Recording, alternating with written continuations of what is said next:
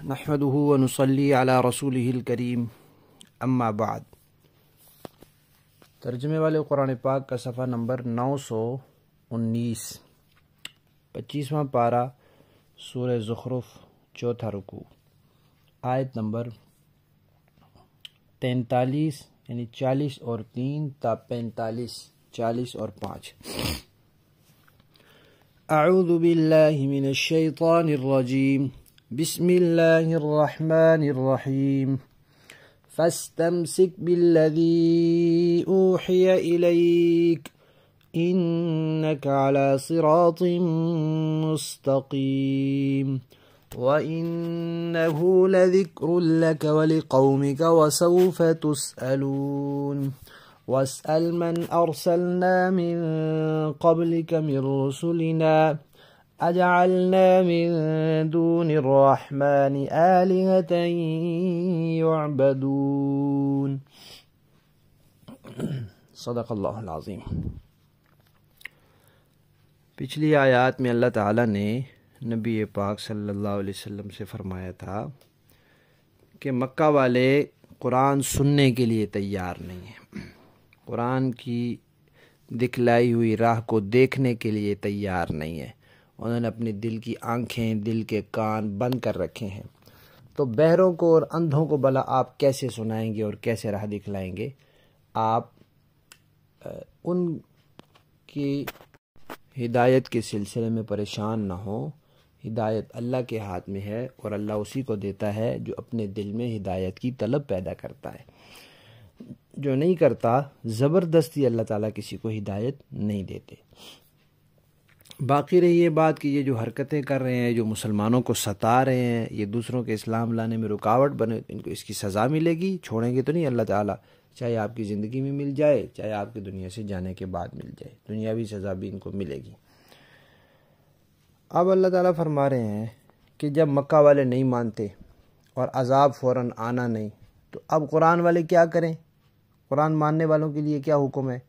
تو فرمایا کہ وہ اپنا فریضہ سر انجام دیں، وہ جو وحی ان کی طرف بھیجی گئی ہے اس پر ایمان بھی رکھیں، اس کو مضبوطی سے پکڑ لیں، اس پر عمل بھی کریں اور اس کی آگے دعوت بھی چلاتے رہیں، بس قرآن کو نہ چھوڑیں، اور جو راستہ قرآن میں بتایا گیا ہے اس پر یقین رکھیں کہ وہ بالکل ٹھیک اور سیدھا صراط مستقیم کا راستہ ہے، اس سے ایک بال برابر ادھر ادھر نہ ہٹیں۔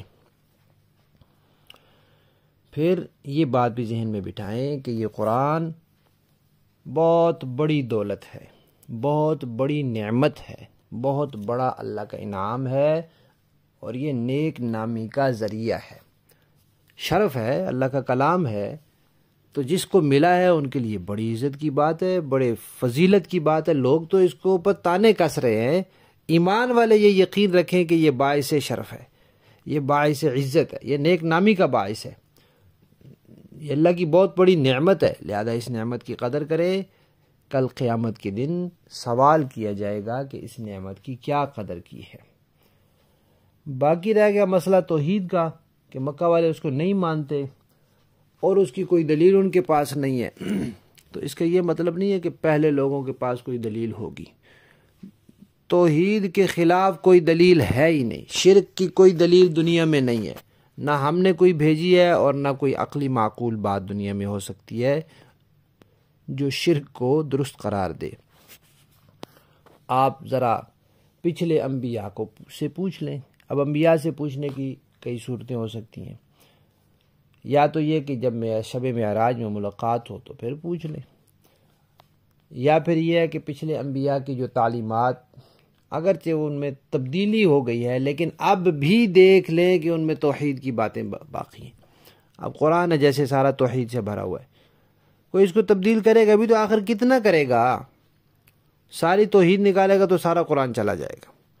تو پچھلی کتابوں میں تحریف بہت ہو چکی ہے، رد و بدل ہو چکی ہے، لیکن توحید کی باتیں اب بھی موجود ہیں، آپ ان میں دیکھ لیں۔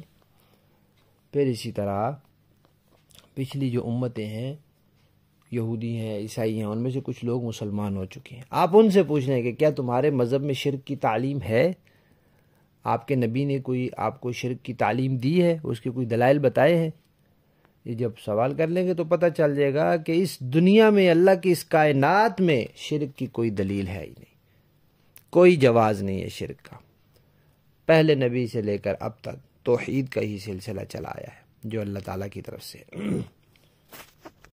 لہذا مکہ والوں کو خام خواہ کی ضد نہیں کرنی چاہیے، اور جو بات دنیا کے پہلے انسان سے چلی آ رہی ہے اور جو سب انبیاء کی بات ہے اس پر ان کو آ جانا چاہیے۔ لفظی معنی دیکھیے، فَاسْتَمْسِكْ، پس آپ مضبوطی سے تھام لیجئے، بِالَّذِي، اس قرآن کو، اوحیا، جو وحی کیا گیا ہے، الیک، آپ کی طرف، انک، پکی بات ہے کہ آپ علی صراط مستقیم، سیدھے راستے پر ہیں۔ وَإِنَّهُ، اور بے شک یہ قرآن، لَذِكْرٌ، نصیحت ہے اور یہ باعث شرف ہے، لَكَ، آپ کے لیے، وَلِقَوْمِكَ، اور آپ کی قوم کے لیے بھی، وَسَوْفَ، اور عن قریب، تسألون، آپ سب سے پوچھا جائے گا کہ اتنی عزت اور شرف والی چیز اللہ نے دی تھی تو اس کی قدر کیا کی۔ وَاسْأَلْ، اور آپ پوچھ لیجئے، من، ان لوگوں سے، ارسلنا، جن کو ہم نے بھیجا، من قبلک، آپ سے پہلے، من رسلنا، ہمارے رسولوں میں سے جو ہیں، اجعلنا، کیا ہم نے مقرر کیا، من دون الرحمن، رحمان کے سوا، آلہۃ، کوئی معبود، یعبدون، جن کی عبادت کی جائے، کیا اللہ نے کوئی معبود بنائے ہیں؟ پچھلے نبیوں میں کہیں کوئی دلیل مل جائے شرک کی کہ اللہ نے بھی کوئی معبود بنائے ہیں؟ کوئی نہیں ہے۔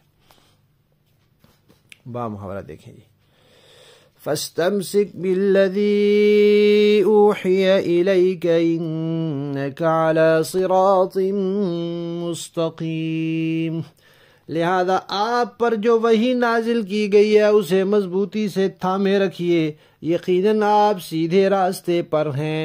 وَإِنَّهُ لَذِكْرٌ لَكَ وَلِقَوْمِكَ وَسَوْفَ تُسْأَلُونَ، اور حقیقت یہ ہے کہ یہ وحی آپ کے لیے اور آپ کی قوم کے لیے ایک نیک نامی کا ذریعہ ہے، اور آپ سب سے پوچھا جائے گا کہ آپ نے اس کا کیا حق ادا کیا۔